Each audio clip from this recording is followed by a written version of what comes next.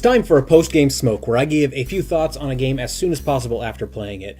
As is the nature of this type of video, it's short, quickly thrown together, and certainly rides the emotional high or low of whatever game I just finished.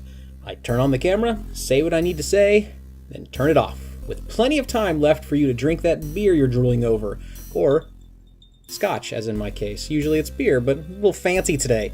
I offer plenty of longer, more thought-out videos, so please stay and poke around my playlists for a while. You may find something you like. The credits have rolled on Nova-111? 111? I don't know.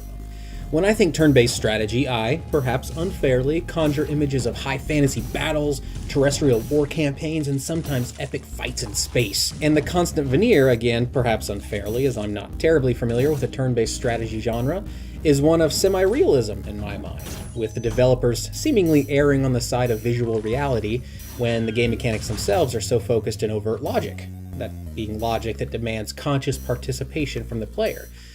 To deliver a strategy game that depends on a strict rule set that also adheres to a strict, agreed-upon reality, even if that reality is one made real via decades of fantastical lore, seems logical. And all these assumptions are what made Nova-111, as I will call it, initially intriguing. It's surprising to find a quirky, unabashedly cartoony turn-based strategy game with humor enough to let a pun or backhanded quip from simple but endearing characters float the player past some of the duller moments of the game. And it's not just surprising to me. Again, I'm willing to admit I may be woefully lacking in proper turn-based strategy context. But I feel surprising to anyone who expected nothing more than a basic game with basic mechanics and a basic storyline.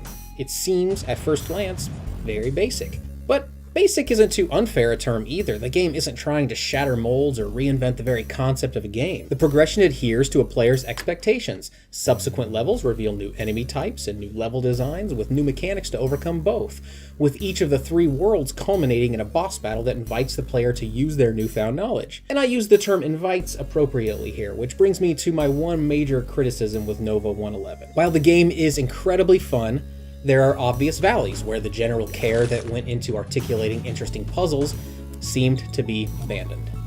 Although I guess abandoning a valley is a smart thing, because you wouldn't want to stay in the valley. You'd want to climb out of it. I don't think that metaphor worked. I'm not going to try again, though. I'm way too lazy, and I really want to drink this. Review break. For every 3 puzzles that the developers meticulously crafted to afford the player's decisions, allowing the player to feel simultaneously smart and accomplished, there's a puzzle that's seemingly comprised of random obstacles and enemies that make the player feel, counterintuitively, dumb. Because, of course, those random buttons I pressed to solve this puzzle can't be the way it's supposed to be solved.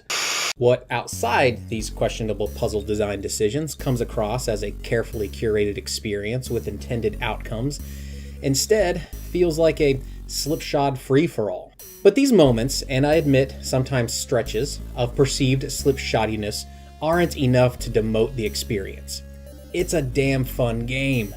I highly recommend you pick it up, even if you couldn't get the limited run games edition like I have here. I like physical media.